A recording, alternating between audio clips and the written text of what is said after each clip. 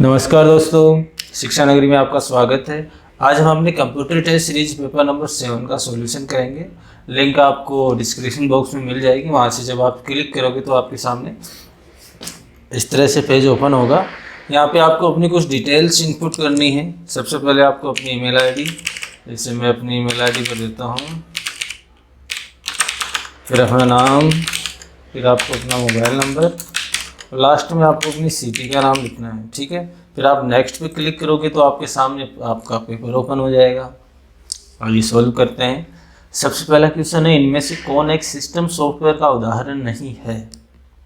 देखो, सॉफ्टवेयर दो तरह के होते हैं, एक तो सिस्टम सॉफ्टवेयर होता है, दूसरा एप्लीकेशन सॉफ्टवेयर होता है।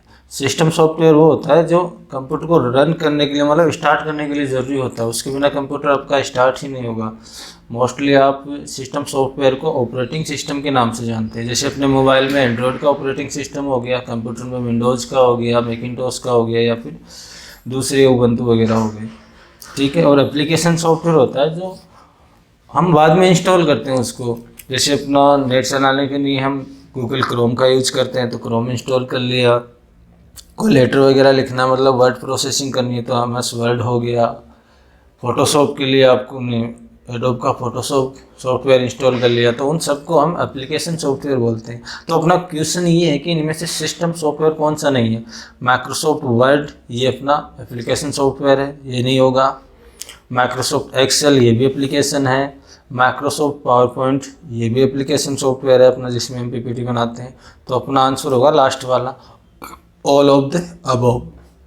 सेकेंड नंबर का क्वेश्चन है, संक्षिप्त रूप का RFID विस्तृत रूप है, मतलब RFID की फुल फॉर्म क्या है। तो RFID की फुल फॉर्म होती है रेडियो फ्रिक्वेंसी आइडेंटिफिकेशन डिकोडिंग। तीसरे नंबर का क्वेश्चन है, डिस्क डिफ्रैगमेंटर ऐसा प्रोग्राम है जो, देखो डिस्क डिफ्रैगमेंटर का यूज कहाँ पे होता है कि आपकी डिस्क में बहुत सारी फाइलें हैं, वो अव्यवस्थित रूप से रखी हुई है। स्पेस है जो कोई काम में नहीं आ रहा है। जैसे नॉर्मल हम घर का एग्जाम्पल ले तो आपकी कोई अलमारी है जिसमें बेतरतीब रूप से कपड़े रखे हुए हैं। ठीक है, तो वो जगह भी ज़्यादा घेरेंगे, ठीक है, अच्छे भी नहीं लगेंगे। और जब आपको कोई फाइल नहीं, मतलब कोई चाहिए आपको कोई ड्रेस, तो आपको ढूंढने में भी टाइम लगेगा। तो उनको व्यवस्थित तरीके से रखेंगे तो आपके पास में स्पेस भी बचेगा और बाकी सारे काम भी आसान हो जाएंगे। सेम यही कंप्यूटर में होता है। तो आपकी डिस्क में आप डिस्क डिफ्रैगमेंटर का यूज करके उन सबको व्यवस्थित कर सकते हैं। तो अपना ऑप्शन कौन सा सही होगा। पहला ऑप्शन है, अनावश्यक हिस्से को चिन्हित और दूर करता है तथा फाइलों और अप्रयुक्त डिस्क स्पेस को पुनः व्यवस्थित करता है। ये एकदम करेक्ट है। हो सकता है आगे वाले ऑप्शन भी हो, देख लेते हैं। एंटीवायरस के रूप में कार्य करता है, ये नहीं होगा। ऑपरेटिंग सिस्टम को अपडेट करता है, ये भी नहीं है। डिस्क का विभाजन करता है, नहीं है। तो अपना पहले वाला ऑप्शन सही होगा। चौथे नंबर का क्वेश्चन है, किस कुंजी समूह है, मतलब ये शॉर्टकट पूछ रहा है, का प्रयोग ओपन डायलॉग बॉक्स को खोलने के हेतु होता है। तो ओपन डायलॉग बॉक्स के लिए तो कंट्रोल O का यूज करते हैं। जैसे हमने गूगल क्रोम ओपन कर रखा है, मैंने कंट्रोल और O दबाया तो ये ओपन डायलॉग बॉक्स ओपन हो गया। ठीक है, अब कंट्रोल और F12 भी इसका दूसरा शॉर्टकट है। कंट्रोल और F12 दबाया तो क्रोम में नहीं होगा, ये आपको MS वर्ड में मिलेगा। ये वर्ड ओपन किया हमने, ओपन हो रहा है। कंट्रोल और F12 दबाते ही अपना ओपन डायलॉग बॉक्स ओपन हो गया। तो ओपन करने के लिए दो शॉर्टकट है, कंट्रोल और O, और दूसरा है कंट्रोल प्लस F12 है। तो अपना आंसर कौन सा होगा, कंट्रोल प्लस F12। पांचवें नंबर का क्वेश्चन है, चयनित टेक्स्ट के आकार को प्रत्येक बार 01 बढ़ाने के लिए प्रयोग किया जाता है। ये भी वर्ड का क्वेश्चन है। मैंने यहाँ पे कुछ टाइप किया, जैसे मैंने जयपुर टाइप किया। अब इस टेक्स्ट की साइज़ क्या है, यहाँ पे 11 है।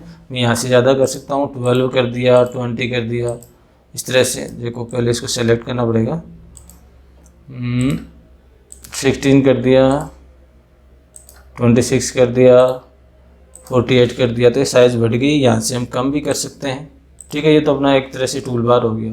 इसने पूछा शॉर्टकट, तो ये यहाँ पे जो यूज हो रहे हैं 8, 9, 10, इनका तो शॉर्टकट अपना होता है कंट्रोल शिफ्ट और ग्रेटर देन वाला निशान और लेस देन वाला निशान। पहले इसको सिलेक्ट किया, कंट्रोल दबाया, शिफ्ट दबाया, फिर ग्रेटर देन से ये देखो यहाँ पे नंबर, जो नंबर हमें यहाँ दिए गए हैं उनके हिसाब से बढ़ रहा है। ठीक है, 36 48, जैसे 48 सेलेक्ट कर रखा है। अब लेस देन वाला दबाएंगे तो नीचे हो जाएगा, ग्रेटर देन वाला दबाएंगे तो ऊपर। अपने आप यहाँ पे ध्यान देना ये नंबर चेंज हो रहा है, लेकिन इसने पूछा है कि 0 1 बढ़ाने के लिए, तो इसका अलग शॉर्टकट होता है वो कंट्रोल, और जो हम कोष्टक लिखते हैं ना बड़े वाला कोष्टक, ये दबाएंगे तो एक एक नंबर बढ़ेगा। वहाँ ऊपर नंबर देखना आप यहाँ पे, जैसे मैं प्रेस करूँगा तो 61 है यहाँ पे, ये 62 63 64 65 66, इस तरह से अपना नंबर बढ़ रहा है। कम करना चाहते हैं तो ये रहा, इसमें भी बड़ा कोष्टक वाला ही जो पहले वाला साइन होता है वो, ठीक है। तो आप यहाँ से कम ज़्यादा कर सकते हैं। तो अपना आंसर क्या होगा, कंट्रोल प्लस ये साइन। माइक्रोसॉफ्ट वर्ड 2007 में पोर्ट्रेट और लैंडस्केप है। पोर्ट्रेट और लैंडस्केप देखो, आप जब मोबाइल में मतलब पिक्चर लेते हो, आपने मोबाइल को सीधा कर रखा है तो वो आपका कैमरे का पोर्ट्रेट मोड होता है। आपने तिरछा कर रखा है मोबाइल को तो वो हो गया लैंडस्केप मोड। सेम इसी तरह से आपका यहाँ पे होता है। जैसे ये पेज है, मैंने इसको जूम कम किया तो ये यहाँ पे देखा पेज की साइज क्या है, इसका ओरिएंटेशन क्या है, तो ये सीधा है। सीधा मतलब इसकी हाइट ज़्यादा है और विड्थ कम है, चौड़ाई कम है। मैं पेज लेआउट में गया, इसका लैंडस्केप किया तो इसकी चौड़ाई ज़्यादा होगी, हाइट कम होगी। तो ये दोनों चीज़ें क्या है, पोर्ट्रेट और लैंडस्केप, ये आपकी ओरिएंटेशन है। तो अपना आंसर क्या होगा, ओरिएंटेशन। माइक्रोसॉफ्ट वर्ड 2007 में पोर्ट्रेट और लैंडस्केप है, पेज मिरर नहीं है, मॉडरेट नहीं है, रेफरेंस नहीं है, और इनमें से कोई नहीं, मतलब ओरिएंटेशन इसमें दिया हुआ ही नहीं है। तो अपना आंसर क्या होगा, इनमें से कोई नहीं।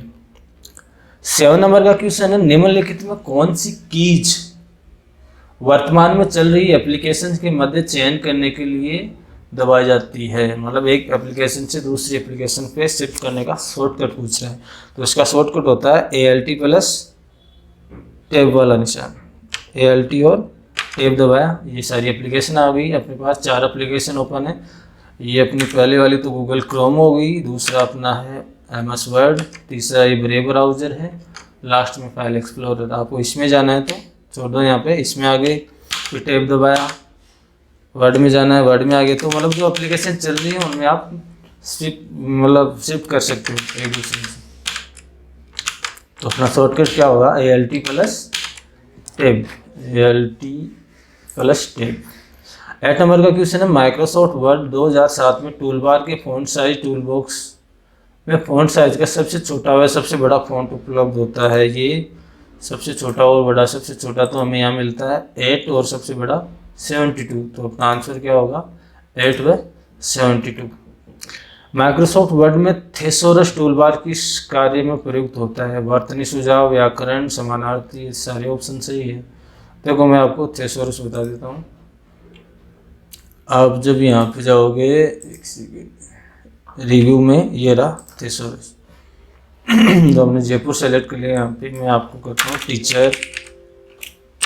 टीचर लिखा। अब इसके बारे में आपको देखना है। तो इसका समानार्थी, विभिन्नार्थी या व्याकरण में क्या अर्थ होता है। देखो, educator, tutor, instructor, coach, trainer, lecturer, इस तरह से कई चीज़ें हैं जो आपको यहाँ पे अवेलेबल हो जाएगी। ये आपका ऑनलाइन काम करता है। जब आपका इंटरनेट चालू होता है तभी हम यहाँ से सर्च कर सकते हैं। तो अपना आंसर क्या होगा, उपरोक्त सभी। वर्तनी मतलब ग्रामर टूल बार पर स्थित होता है, ये यहीं पे तो था पास में। ये रहा स्पेलिंग एंड ग्रामर, ये कौन सी पे है, रिव्यू में। तो अपना आंसर क्या होगा, रिव्यू। किस युक्ति का प्रयोग प्रत्यक्ष रूप से इनपुट प्रिंटेड टेक्स्ट के रूप में किया जाता है। इनपुट प्रिंटेड टेक्स्ट मतलब अपने पास पेपर में कोई टेक्स्ट लिखा हुआ है, उसको रीड करना है कंप्यूटर को डायरेक्ट। तो कौन सी डिवाइस आती है, उसको OCR डिवाइस बोलते हैं, ठीक है। जैसे आपकी कोई PDF है, आपकी कोई इमेज फाइल है, उसमें टेक्स्ट लिखा हुआ, उसको कॉपी कैसे करोगे, इसको कॉपी नहीं कर सकते। आपके वर्ड में है, यहाँ पे है, तो इसको तो मैंने कॉपी कर लिया। यही किसी पिक्चर पे होती तो आप उसको कॉपी नहीं कर सकते। तो उसको कॉपी या रीड करने के लिए जिस सॉफ्टवेयर का यूज किया था वो OCR सॉफ्टवेयर है। आपके पेपर में कुछ लिखा हुआ, उसको रीड करना है तो वो OCR डिवाइस हो गई। ये ऊपर 2 लिखे हुए, उनकी फुल फॉर्म बताता हूँ मैं, आ जाता है क्वेश्चन। MICR मतलब magnetic ink character recognition, OMR हो गया ऑप्टिकल मार्क रिकग्निशन। MICR आपका जो ATM नहीं चेक होता है, उसमें नीचे चेक के नंबर वगैरह जो डिटेल लिखी होती है वो मैग्नेटिक इंक से लिखी होती है, उनकी पहचान करने वाला MICR होता है। OMR जो आप एग्जाम में यूजुअली OMR शीट फिल करते हैं, ऑप्टिकल मार्क पेंसिल से गोल गोल गोला करते हैं ना पेंसिल, वो OMR हो गया। 12 नंबर का क्वेश्चन है, कौन सा फंक्शन पंक्ति आंकड़ों कॉलम आंकड़ों को पंक्ति आंकड़ों में प्रदर्शित करता है। मतलब ये क्वेश्चन आपको नहीं समझ में आ रहा होगा। कौन सा फंक्शन पंक्ति आंकड़ों को कॉलम आंकड़ों में प्रदर्शित करता है या फिर कॉलम आंकड़ों को पंक्ति आंकड़ों में करता है। दोनों तरह से काम करता है। क्वेश्चन सही नहीं लिखा हुआ, मैं उसको करेक्ट कर दूंगा। आप जब अटेम्प्ट करोगे तो आपको वो सही मिलेगा। ये अपना एक्सेल का क्वेश्चन है, ये हो गया MS एक्सेल। यहाँ पे मैंने कुछ लिखा जैसे 45, ये लो, इसको मैं आगे नंबर्स फिल कर देता हूँ। अब देखो इसमें ये पूछा है कि ये कॉलम में है, मतलब पंक्ति में है, इसको आपको रो में लेके आना है, इस तरह से लेके आना है, को पेस्ट करना है, कॉपी पेस्ट इस तरह से करना है। तो क्या करोगे, पहले तो इसको किया कॉपी। अब आप अगर यहाँ पे सिंपली पेस्ट करोगे तो ये इसी तरह से पेस्ट होगा, हमें इस तरह से नहीं करना। ये कह रहा है कि अगर आपको इस तरफ करना है तो आप क्या करोगे, आप ट्रांसपोज करोगे। तो ट्रांसपोज से क्या हो गया, जो कॉलम में था वो रो में पेस्ट हो गया। अगर यहाँ से आप कॉपी करते हैं और उसको आपको इस, देखो मैंने इसको कॉपी किया, ये कॉपी किया, अब इसको यहाँ पे कॉलम में लेके आना है सीधा, तो यहाँ पे क्या करोगे, फिर वही ट्रांसपोज इस तरह से, मतलब कॉलम वाला तो रो में हो गया, रो वाला कॉलम में हो गया, तो इसको क्या बोलेंगे, ट्रांसपोज करना। ये रहा। माइक्रोसॉफ्ट एक्सेल में किस तरह के चार्ट बनाए जा सकते हैं। ये रहा अपना एक्सेल, इंसर्ट गए चार्ट में, कॉलम चार्ट हो गया, लाइन, पाई, बार, एरिया, स्कैटर, मतलब बहुत तरह के चार्ट बनाए जा सकते हैं। ऑप्शन क्या दिए हैं, केवल रेखीय ग्राफ्स और रेखीय ग्राफ मतलब लाइन चार्ट्स, और पाई चार्ट, केवल रेखीय, बार चार्ट, रेखीय और पाई चार्ट, केवल बार और रेखीय, मतलब तो सारे आ रहे हैं। सबसे ज़्यादा ऑप्शन किस में दिए हुए हैं, थर्ड वाले में, बार चार्ट, रेखीय और पाई चार्ट। तो अपना आंसर क्या होगा, थर्ड वाला सही होगा। फायरवॉल क्या है, फायरवॉल अपना कंप्यूटर की मतलब एक सिक्योरिटी गार्ड है एक तरह से, कि बाह्य नेटवर्क से जो भी अटैक होता है उनसे इसकी सुरक्षा करता है। तो पहला ऑप्शन है कंप्यूटर की आग व बाढ़ से सुरक्षित करता है, नहीं गलत है। सेकंड है एक प्रकार का वायरस, ये भी गलत है। थर्ड है एक स्क्रीन सेवर प्रोग्राम, ना ये भी नहीं है। तो अपना आंसर क्या होगा, इनमें से कोई नहीं। नेक्स्ट क्वेश्चन है, फॉर्मेट पेंटर का प्रयोग होता है। देखो फॉर्मेट पेंटर में आपको समझाता हूँ। जैसे ये जयपुर लिखा हुआ है ना, इसका मैं कलर चेंज कर देता हूँ यहाँ से, ये रहा कलर चेंज कर दिया, ओके। और इसमें आपको इफेक्ट भी दे सकते हो, जैसे मैंने इसको सेलेक्ट किया है, इसमें इस तरह का। अब मैं यहाँ नीचे सीकर लिख रहा हूँ, अब मेरे को सीकर को भी जयपुर की तरह करना है। तो इसमें कौन कौन से इफेक्ट दिए हुए हैं पता तो लगा सकते हो, लेकिन बहुत सी चीज़ें हो गई। यहाँ पे बोल्ड भी किया हुआ है और इसका कलर भी अलग है, इसमें ये टेक्स्ट इफेक्ट भी दिया हुआ है मैंने, इसकी साइज देखनी पड़ेगी, फॉन्ट देखना पड़ेगा, कई चीज़ें देखनी पड़ेगी, ठीक है।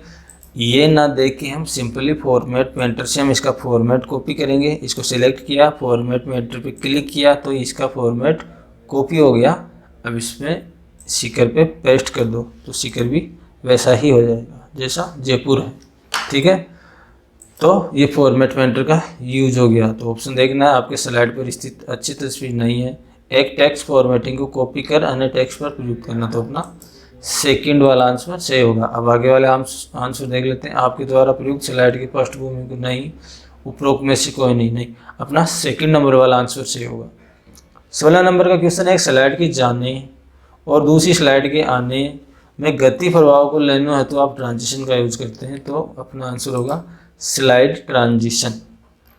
17 नंबर का क्वेश्चन है, URL निम्न में से संबंधित है। फर्स्ट प्रयोग किया हुआ प्रोटोकॉल, सेकंड सर्वर को होस्ट करता हुआ वेब पेज का डोमेन नेम, थर्ड है आवश्यक सूचनाओं के साथ फोल्डर का नाम, और चौथा है ISP का नाम।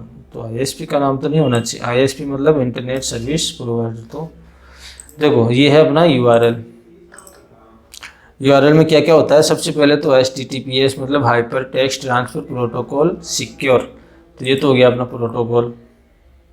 दूसरा होगा ये डोमेन नेम या फिर होस्ट नेम बोल सकते हैं, और तीसरा ये डायरेक्टरी है, मतलब ये फाइल पाथ का नाम या फोल्डर का नाम है।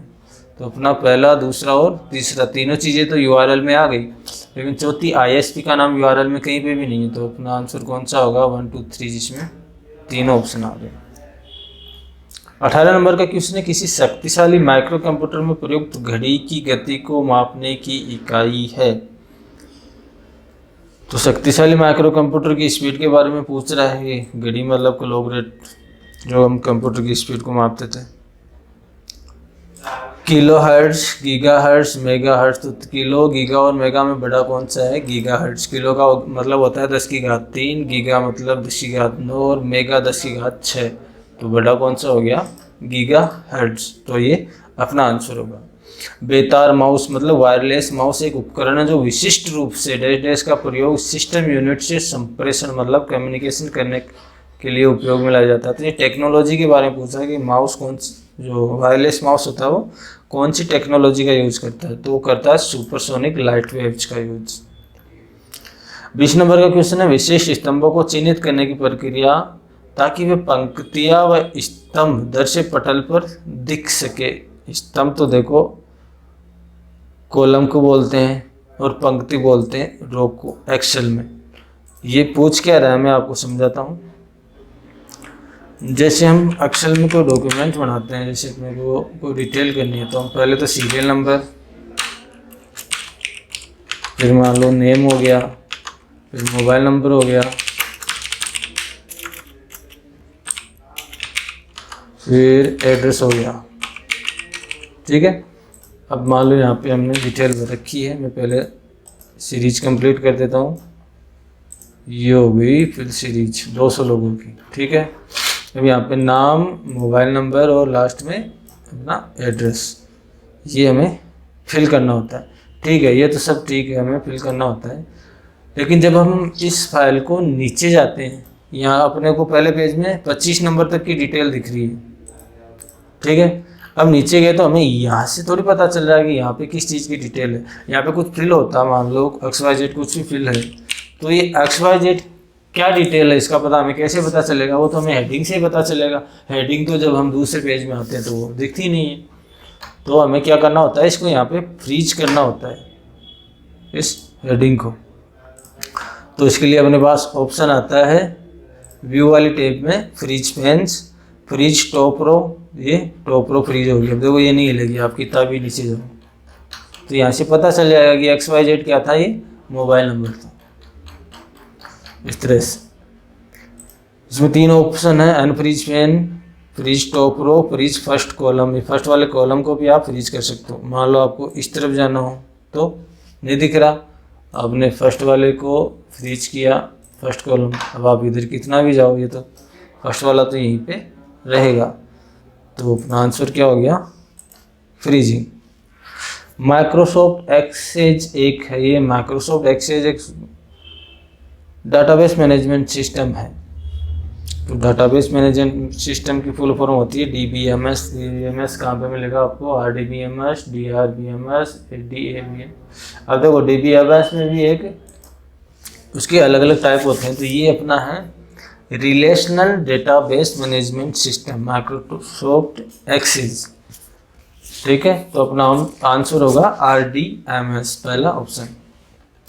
वर्ड रैप की विशेषता है, वर्ड रैप की विशेषता है जैसे हमने यहाँ पे कुछ लिखा एड्रेस में, एड्रेस में हमने लिखा वार्ड नंबर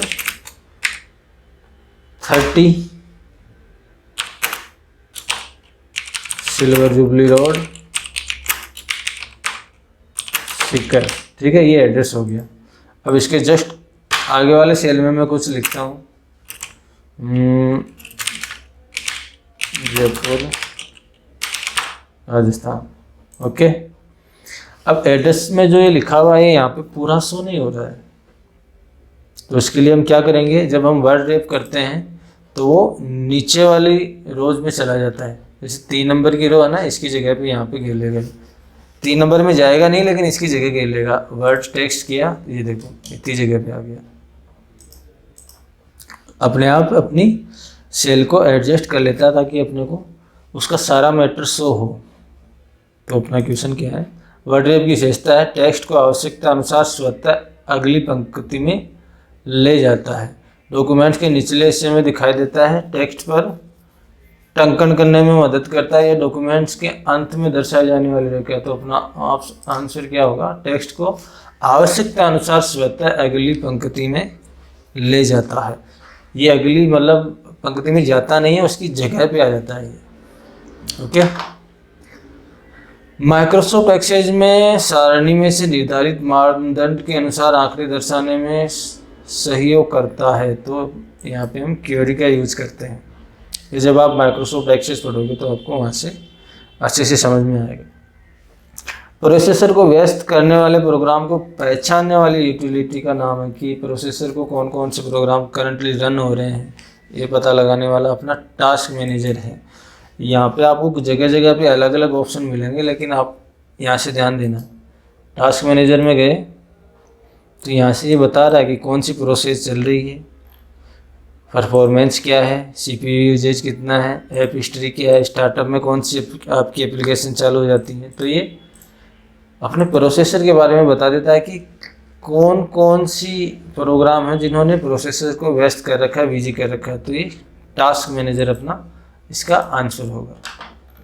वर्तमान स्लाइड से स्लाइड्स को आरंभ करने की संक्षिप्त कुंजी अपनी होती है F5। मतलब F5 से तो आप स्टार्टिंग से स्टार्ट कर सकते हैं, और शिफ्ट प्लस F5 से आप जिस स्लाइड में आप अभी हो उससे स्लाइड्स को स्टार्ट कर सकते हैं। तो शिफ्ट प्लस F5 किसी ऑप्शन में नहीं है, तो अपना आंसर क्या होगा, इनमें से कोई नहीं। ये दोनों आपको याद रखना कि क्वेश्चन पूछा जाता है कि स्टार्टिंग से मतलब पहली स्लाइड से स्टार्ट करना है तो F5 दबाओगे, और अभी आप जिस करंट स्लाइड में हो उससे आपको स्लाइड से स्टार्ट करना है तो शिफ्ट प्लस F5 दबाओगे। निम्न में कौन एक माइक्रोसॉफ्ट डेस्कटॉप प्रणाली नहीं है, मतलब माइक्रोसॉफ्ट का ऑपरेटिंग सिस्टम नहीं है।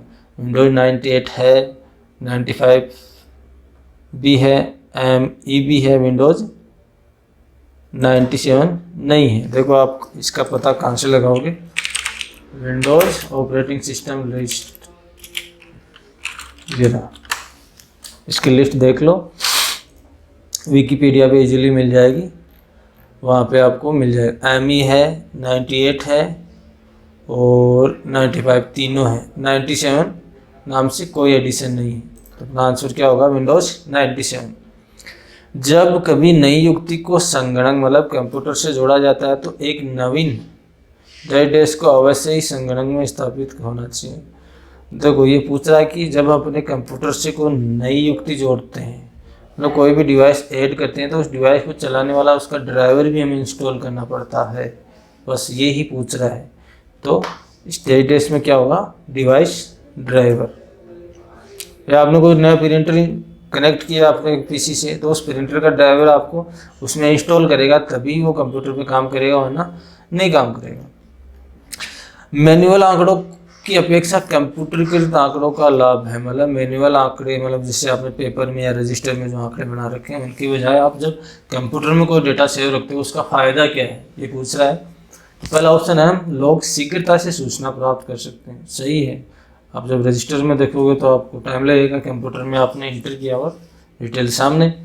सेकेंड नंबर, हम लोग शीघ्रता से सूचना का संचय कर सकते हैं, स्टोरेज। सही है, हम शीघ्रता से सूचना का संचय मतलब स्टोर कर सकते हैं।